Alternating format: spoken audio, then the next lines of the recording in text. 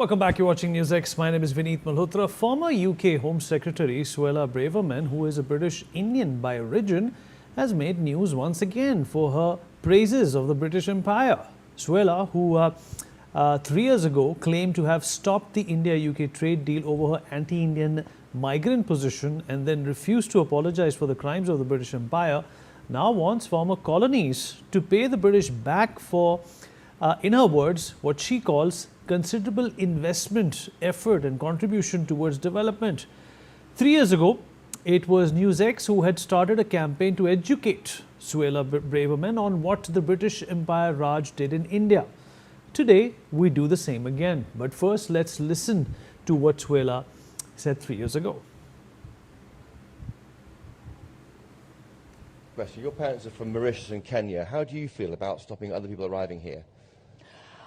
I have no qualms about that, absolutely. And again, this is a kind of a common argument trotted out by the left that, you know, because of the colour of my skin and my heritage, I have to think a certain way and I can't declare certain truths on migration. You annoy them, don't you? Because you're not left-wing. I hope I annoy them. That would be my delight if I'm annoying the left. But no, I disagree with that. My parents came here through safe and legal routes. My mother was recruited by the NHS. My dad came here because he was effectively kicked out of Kenya in the 1960s. But they came here legitimately. That was the policy of the government. They came here, they integrated, they loved this country from afar as children of empire. They don't, by the way, have any qualms about extolling the virtues of the British Empire. It was the British Empire that brought infrastructure, the legal system, the civil service, the military to countries like Mauritius and Kenya. And my parents are so proud. On my mum's side there, I think it's her great uncle and auntie fought with the Allies in World War II, and they were so proud of that. So I think, you know, children of empire, there's obviously a mixed picture, and obviously there are bad things about empire. But history is complex. History is complex and nuanced, and I'm not going to apologise for empire. I'm not going to apologise for our past. History Should we be proud of empire? Should we be prouder? I am proud of the British Empire. Let's talk about this. Adit Kothari, international affairs expert, is with us on the program. Mr. Sumit Peer, senior political commentator, is also joining us. Lord Remy Ranger, UK parliamentarian, joins us on the broadcast as well. Sumit, how do you look at this? You know, there are a number of ways to approach what Suella has said, that reparations are owed to the British Empire. But, you know, let's get some facts through her head as well, that when the British took over India, India was perhaps the biggest generator of, not only worldwide economic streams and funnels, but it was the largest economy. By the time they left India, India was bankrupt. India had depleted resources. Whatever they erected, all the buildings that they came up with, that was to facilitate their own reign and regime and the exposure as well as the exploitation of India and the people of India. Who would, in their right mind, would actually think that the colonies owe the British Empire any kind of money? Vineet, thank you very much for having me on your show, and an excellent question. And to begin with, look, the first thing is that, a lot of people in this world suffer from Stockholm syndrome. A lot of people in this world live in perpetual deniability of the reality. It's a kind of a delusion a lot of people suffer with. That's a mental state, And there are a lot of people who still believe to be being more loyal to the king. The auqat of the people is determined by still after how many generations you still need to say, yes, sir. That is typically how I describe this woman. Now let's put some facts in perspective, because the woman is not important. The first thing is you just took $44 trillion of our wealth, which is 40% of the current global GDP. We're doing more than 33% of the global GDP. You left us at 1%. You left our life expectancy at 41 years. You left your 22% literacy. And you gave us the gift of the caste system. We never had caste system here, but a one vyavastha. And you left us at fragile 5. Up to 1994, you were writing books. When will India crash today, tomorrow, day after, and how they will crash and how Pakistan will emerge. You made the Pakistan so that India can be in perpetual trouble. You thought and perceived this country to be of snake charmers and all the kind of crazy things which you could think about. And that is the image you carried. And today, your foreign secretary or your economic secretary said the paradigms of the world economy has shifted. Now the India and China are determining where the economic stimulus of the gravitas is coming from. That is UK's foreign secretary or the economic secretary, he said today. Now, if Ms. Braverman is kind of reading what even her own people are saying, then she is in a perpetual Alice in Wonderland where the ticket is completely free. And forget this looting and I forgot to mention the Kohinoor which they looted. The fact remains, you looted the whole world and built London, you never worked for it. That's the reality. Now, in 75 years, has any country come up so far like India has come? And we have overtaken you as the economy. And if you look at our economic growth of 7%, 7.5%, you will be doing 1% if you're very lucky. If you're not getting into deflation, you're very lucky. Now, the problem is that if you want to live in the Jurassic era and be a dinosaurs of the Jurassic Park, which the movie was released when I was a kid, then you're welcome to do that. Alice in Wonderland ticket is free. But at the same time, the realities of the world don't change. What we should be asking for the British folk is the repatriation. We should ask us, give us what you looted and plundered here. Give us all the things you looted here. Come and apologize for Jallianwala Bagh here. Come and apologize for all the massacres here. What you did in Calcutta, come and apologize for. And Mr. Churchill, come and apologize for the Bengal famine you did there. This is what you have given to the India. And you said these Indians breed like rabbits. You diverted the food from here to the World War II. And you wanted British soldiers to be well fed. And you orchestrated a famine in which we lost lakhs of people. That is your legacy and that is your royalty. In fact, you should be tried in an international court of justice for orchestrating and killing, few 100,000 people here, which included children and women. That is the legacy you bring in. Your legacy, if it was good, you should be the most thriving country in the world with the most vibrant economy. But unfortunately, that is not the case. And let me remind you, Mr. Braverman, Ms. Braverman, you are American Secretary to United Nations just told you, we went to British. We said, we want you to help in the Iran. They said, oh, we are ready to help. But we discovered out of the 14 destroyers there, only one is working. One aircraft carrier which doesn't work. I'm quoting the American ambassador to the United Nations. He said this on Fox News. Let me tell you the channel now also. Now that is the plight. And he said, Trump says that you're a civilizational liability. You're destroyed by this Islamic invasion and the immigrants which are coming in your country. And let me tell you another thing, Mr. Khan, who happens to be the beautiful Pakistani mayor of the London, he said, Muslims in this country don't get anything. The government should build enough houses for the Muslims because when they come with 4 wives and 16 children, the houses are too small to accommodate them. That is what you should do. You should be worried about the Islamic invasion of Europe and your culture is diminishing. You should be worried that your 80% of your medical budget, which your MP said, is spent on the Pakistanis and the Muslims who do this cousin marriages and the genetic disease carriers which are there. You should be bothered about the grooming gangs the Pakistanis involved there. You don't have the courage to even talk about them when the white girls, young kids of 13 and 12 years are molested by these 50 and 60 year jihadis of Pakistan. You don't want to talk, and you want colonies to go and give you a repatriation. Well, if you can't do anything, well, I would say if pictures were the king's, beggars would be the horses. Well, that is not the case, Ms. Braverman. So watch your words, get yourself thoroughly checked, and I wish you a happy, long life. But after getting the medical examinations done. Okay, fair enough. Let me also rope in Lord Raimi Ranger into this conversation. Lord Raimi Ranger, all right, it's one thing to put out your opinion that, Britain does not owe reparations to anyone. It's the Jamaicans actually, who want to visit the United Kingdom in September and ask for these reparations. They obviously have the slavery angle in mind as well, because when, the United Kingdom abolished slavery, they made reparations, but they made it to the slave owners, not to the slaves themselves who suffered at the hands of the British occupation. Putting all that aside as well, sir, don't you think whatever Suella has said to the least bit is extremely insensitive to former colonies? First of all, I concur with what has been said about the British Empire, the atrocity they committed against the Bengali people, the partition of India. As a result, I became a refugee. My father was killed. The hatred they generated is still with us.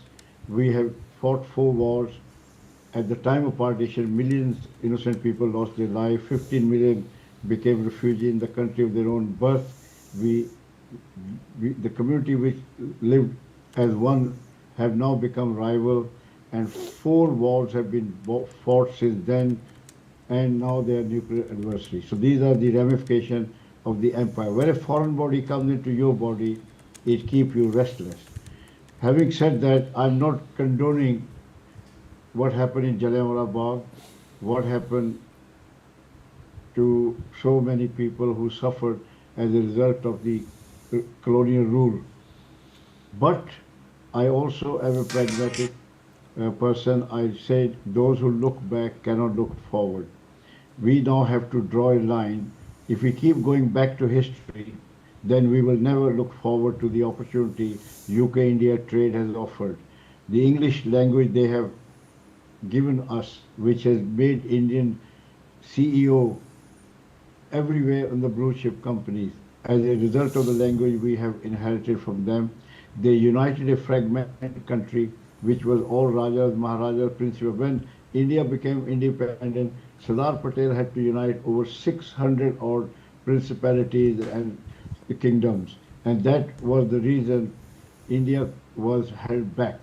Today, the modern India with road, rail, language, civil service, communication, India has become a giant.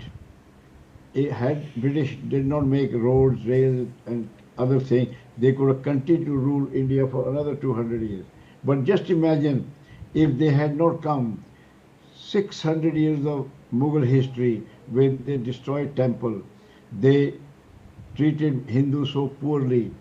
Their main focus was not to human endeavor, human freedom or equality. The main focus was on religious conversion. Today you see Bangladesh and Pakistan, they are the result of Mughal rule in India.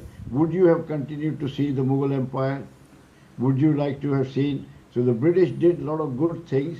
They got rid of that tyrannical regime which nearly destroyed the Sanatani civilization which we are enjoying today. I shudder to think if we did not have people like Maharaja Ranjit Singh and Hari Singh Nalwa who defeated the Afghan and built a Zamrod Killa at the neck of Khyber Pass and stopped these relentless invasion coming into India, attacking temple, taking women and selling them in Gandhari part, the history of India would somewhat have would have been different. So therefore, what we have today, we have to see, we learn from the past, but we make our history. The past is that we were fragmented, we were not united, one by one we were conquered and we were exploited. Today, under Prime Minister Modi, we are a formidable power, we are a robust army defense, we can defend ourselves, we can defend our values, we are number 3 world economy, number 3 defense forces, we are on Mars, we are on Moon, we are the largest manufacturer of pharmaceutical, IT, film industry. Look at the time what we have done for COVID. So now the word has come as cooperation and collaboration. By fighting with each other, abusing each other is not going to give us any benefit. It is only going to set us back. So I think UK-India trade demonstrate that they have now accepted the power of Sanatani civilization. They have understood the value system which we inherited from thousands of years. As a result, we are successful wherever we go. The Indian community, Indian diaspora has become the most vibrant diaspora throughout the world. I'm not talking about United Kingdom, I'm talking about UK and everything. So coming back to Suella Braverman, you have to see her track record. She jumped through political parties. She didn't do well as a Home Secretary. She had to be thrown out. So these politicians, they talk the talk, but they have no idea how the real life works. Our job should be to build relationship, trade, tourism between the two countries. We have to develop. I am now working with the Defense Secretary to build all the British equipment in India at the half price. You have JCB company, earth moving company. They produce earth moving equipment in India. They started with 1 factory. Today they have 5 and they're exporting their product to 90 countries. We should be building 5th generation aircraft carriers, supersonic plane. We should be building railways for Britain. So therefore Britain is also a very big economy. It is not a small economy, even though the size is small, population is small, per capita is very high. So they can buy Indian product, especially pharmaceutical, ITs and other things. And India can give them a scale of production, make the product fraction of the cost and able to compete with China. Right, If we sir. do not do not cooperate and collaborate with each other, we will both suffer. So I think let's acknowledge there were mistakes were made by the British people. The worst mistake was the partition of India. They divided community which lived once together as one. Now they are rival, and the ramifications are felt by everybody. And look at the condition of Pakistan today. If it was part of India, it would not be in this situation. It would become the most dangerous country because of their policies. You cannot devalue your citizen with the help of religion. The citizen have to be respected. You're on their quite merit. right. So you're quite right. Let me also rope in Adit into this conversation. Adit, the British government has said that all of these reparations in demand are null and void because whatever exploitation happened was a couple of centuries ago. But for India, the partition and its fallout and the deaths that happened and the exodus and the genocide was not that long ago. Completely, Vineet. I think you, I, Ramiji, Sumit, we are all casualties of the colonization project of the Britons, and we live with that legacy today. I have one disagreement with Ramiji, funnily, and one agreement with Ramiji. So the disagreement is that to move into the future, you have to look into the past. So even when you're walking, your one hand, goes behind and then your hand goes forward. So you have to take cognizance of the historical past to be able to build a future which is far more insulated, far more secure. From that perspective, I think we need to understand that the cartoonish view that people have on both sides of the foray needs to be far more nuanced. So while colonialism and colonization, the project in itself was not a noble civilization mission, but it did have some positive ramifications. Even if they were out of the mercantilism, the sort of economic drain, the deindustrialization project of India and the various other colonies. There were some positives, which the fact that you and I are sitting and talking in English language, which English, in my opinion, is a common denominating factor, which actually united India than actually fragmented India, is one of those key essential aspects. Suella Braverman's argument is twofold. One, she is trying to pander to a particular electorate, which is the rise of the far right and the anger politics in Britain. So which is why she is making these sort of comments to appear more loyal than the king. However, she is very insensitive while making these comments because she is trying to not acknowledge the historical pasts, the realities of what the British Empire did, the economic drain that it caused to the various colonies, specifically the subcontinent, India. I think we all recall that popular speech of Shashi Tharoor, Dr. Tharoor in the Oxford Union, where he basically spoke about how at the time when Britain actually came into India, India was 23% of the global economy. And by the time they left India, India was roughly about 3% of the global economy. So that economic drain built Britain at the cost of India. Now, when Suella Braverman comes out and says that, reparations are actually owed, but owed by the colonies to Britain for investing into the colonies themselves, I think that is a very intellectually dishonest argument. Because what she's basically saying is that the colonies should be paying for their own oppression. And that is the insensitivity, I think, which we must call out. So with that, I think we need to be slightly more nuanced. I think we need to be far more objective, and we need to look at colonization both from a negative and a positive perspective. Thanks, Vineet. All right, fair enough. We have run out of time. Sumit, I saw your hand go up quickly. 30 seconds. Are there positives to the British rule in its colonies as well? Do you concur with that opinion? Well, Vineet, if you want to tell me that if you have poison, still you will get liquid with it, then everything is good. Okay. So I take that as a no. Yeah, absolutely. I think one optimistic situation, some goods have come out of the British Empire, and we are here, 2 million strong Indians are here doing very well and supporting their family back home.